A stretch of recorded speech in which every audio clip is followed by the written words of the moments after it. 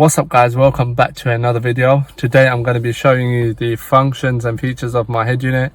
It is a Android head unit, and I'm also going to try and rectify a static sound in the back. I think it needs re-grounding possibly. If not, then I have no idea. Hopefully someone can comment down below and help me out. I know another YouTuber commented in my other video saying that he's got the same issue, so I'll probably help him out as well. And I'm also going to cut off any redundant wires that are not needed. So let's get into it. So guys, when you turn the ignition on, this is what you will see. Obviously you have your main features here, so it's easier to get to. In order to use your navigation, etc., obviously it uses data. So what I do is personal hotspot it from my phone onto the head unit, which has Wi-Fi on there. So I've linked my navigation to Waze. I just prefer it to Google Maps, to be honest. So if I just click on it, it will give my location straight away. I'll probably blur it out, but yeah, it's got what I need around here. And then to go back, I can use the back arrow, or to close it to save memory so that it just works a bit smoother. Like a normal Android phone, you just go to the top right here, you can swipe it and it'll close. To go to the other main screen, you just click the grid buttons here, and then you have your main functions here as well. You've got your Bluetooth, navigation, etc. You've got Chrome as well. Again, you need personal hotspot for that. So if I just click on it, and then on here, search what you want.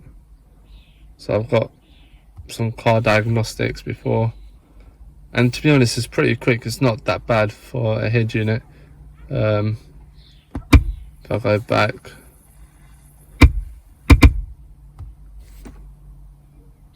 so yeah, again, want to close it, you can, there's a button here as well that says close all. If you've got a lot of pages open, just press that and then go back to the main menu. So if you go back to the main screen again, you've got all other types of apps on there. You've got Phone Link, which mirrors onto your phone. Personally, I don't really use it. I've got everything I need on the head unit. You've got Play Store, where you can download different apps. Talk app, I'll go through that in a second. You've got YouTube on here, which is actually really smooth.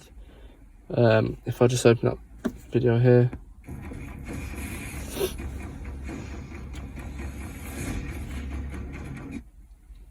and put some plates in there. Obviously, like normal, you can choose your quality, etc. Maximize the screen. You can actually see how clear and smooth it is. So yeah, again, if you just want to get out of that, you just press that. If you want to go back to YouTube, if you want to go home, just press that home button, it'll go back to the main screen. It's still running in the background, so if you just press the double icon there, you can bring it back up. And there it is. So let's just close that, go back to the main screen. So the Talk app, so if I just go back to Talk, if you have one of these OBD readers, to be honest, I'm not really fond of this. It just came with a head unit. The guy just chucked it in for me. So I'll just put in the OBD reader 1 second.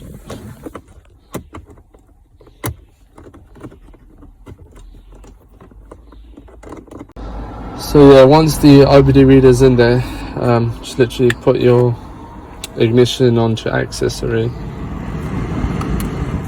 and then over here we'll start connecting with your OBD.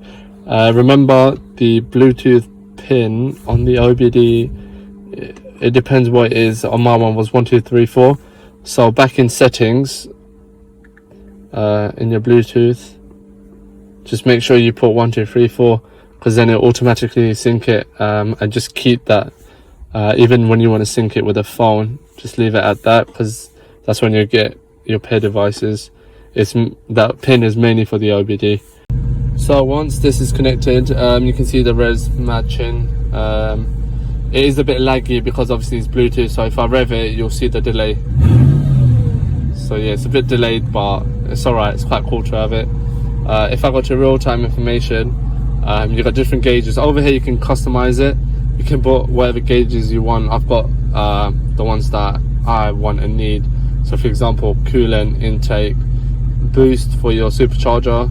I've got torque on there, so I know what torque it goes at. Also horsepower, which is pretty accurate. These are accurate.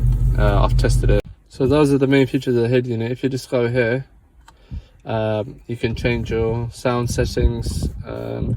You've got different functions here for your settings. That I don't really know what it does. Just give you information about the back. The sound is quite good. It's near enough the same as what I had as factory. Again, with that you need the fiber optic decoder, which I think is giving the static, so I'm going to double check that in a second. So yeah, I also still need to wire up the canvas for the steering wheel. That's just a bit long, so I've not really had time to do that.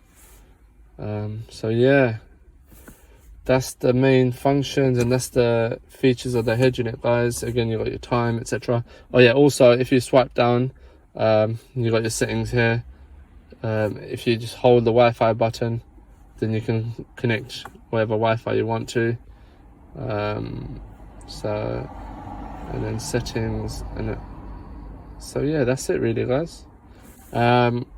This comes as one piece, by the way. So this whole head unit down here is one piece, so you will have to remove the CD changer behind there.